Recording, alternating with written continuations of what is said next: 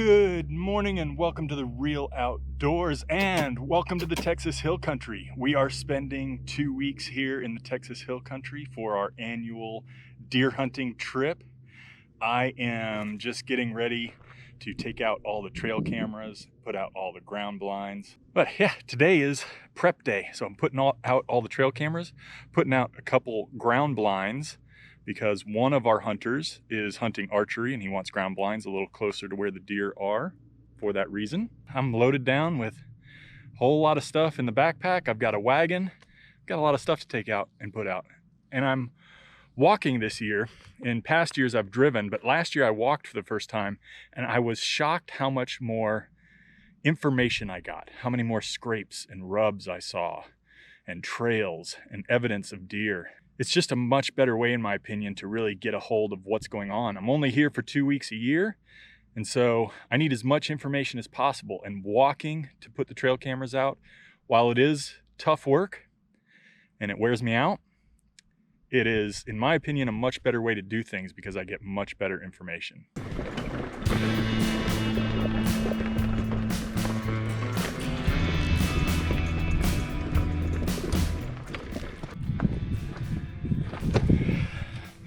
All right, I'm gonna set up my first trail camera at the rat's nest here. Now, something I wanna point out with trail cameras, it's always best to set your trail cameras up facing north and south so you don't get issues with the sun. So I will be facing this one as close to due south as I possibly can while still getting what I need to in the picture.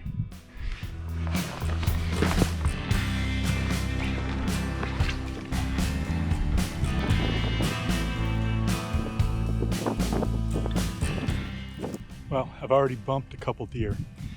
I went out in the middle of the day hoping not to do too much of that, but there's so many deer out here. One was definitely a buck. I could see his horns above the mesquite bush as he ran away from me. He was bedded down right behind the stand. Getting ready to put a ground blind up right here for my buddy Mike because he's going to be hunting archery. And so I want to get him kind of close to where the deer are. We had one there last year. It worked out great. So let's get that put up.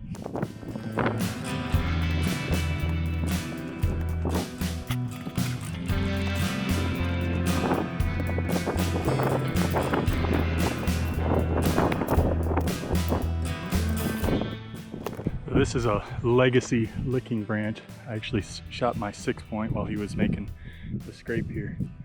It looks like that scrape needs a little freshening up, so I'm gonna freshen it up a little bit. The deer, doe and buck, use this licking branch and scrape every year, so it's worth freshening up a little bit.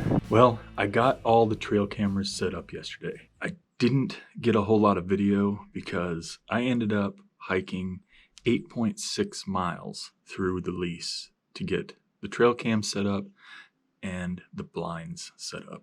I had 2 ground blinds to set up for my friend Mike for his archery. Saw a lot of hog sign. I actually spooked a hog that was really close to me. He was every bit of 200 pounds, if not more. Other than that, everything looks good. All the blinds look good.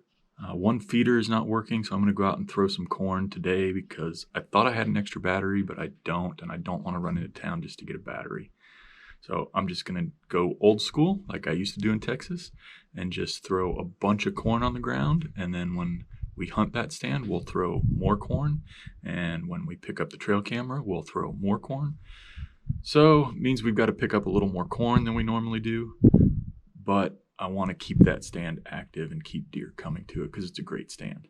That was the only feeder that wasn't working. I tested all of those while I was out too, but it was just a very long day and I just neglected to pull out the camera, so I'm sorry. I'll get more footage when we pick up the trail cams because we'll be driving to do that and I'll have 3 people there to help me. So today the plan is really just to get things organized, which I've already done, and like I said, go out and throw that corn at that one feeder that's not working. Had a giant 10-point come to the house feeder this morning, and he stuck around for a while. I'm not sure I'm even going to need to leave the house. I may just sit right here in this chair and take a 10-pointer from the house feeder. Texas is crazy, I'm telling you. Good morning. Welcome to Trail Cam Pickup Day. Today's the day we go out and get all the information from that day when I put in all the work to put the trail cameras out. It rained pretty much all day yesterday, which makes it a sloppy mess out here in the hill country. But that really dropped the temperature. We've had a lot of activity up at the house feeder. I'm anxious to see what's on those cameras. We have a little additional work to do. We're gonna make sure all the feeders are full. We're gonna make sure they're all working. Got a couple chairs we need to put in stands. But we're gonna try and get in and out as fast as we can so we don't muck everything up. That rain, of course, helped knock down all the human scent from me being out there, which is great. But now we're going back out to get the trail cams. So it's still a little damp out. Hopefully we don't drop too much scent while we're out there. But it is an exciting day because this is the day we find out what do we have out there. All right, got all our gear loaded up, ready to go out, check trail cams, fix a couple stands, put some chairs in. Plenty of corn to fill feeders if we need to.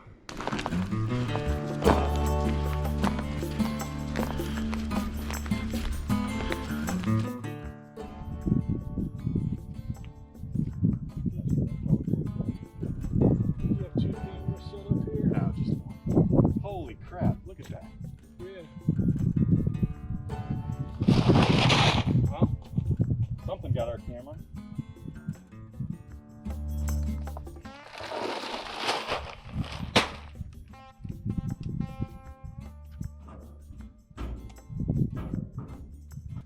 So look at this, I had this trail camera posted just like that, back up in the tree, surrounded by a bunch of stuff, and they knocked it over, turned it around. I'm gonna have all kinds of interesting pictures on that one. Mike's over here filling this feeder up because it was basically empty a couple days ago. So that's the nature of having cows out here. That could have been cows or it could have been hogs because there's a lot of hogs at that stand. But every year they knock at least one trail camera out. The last 2 years they've eaten part of a ground blind. Cows are a nightmare. Maybe it's just these cows. I think they're missing something. What do you think, Mike? I think they're a nuisance. Mike is not a fan of the cows. I don't like the cows. I'm not either after this year. They tore apart my trailer. They ate one of the lights off of it. It's freaking crazy.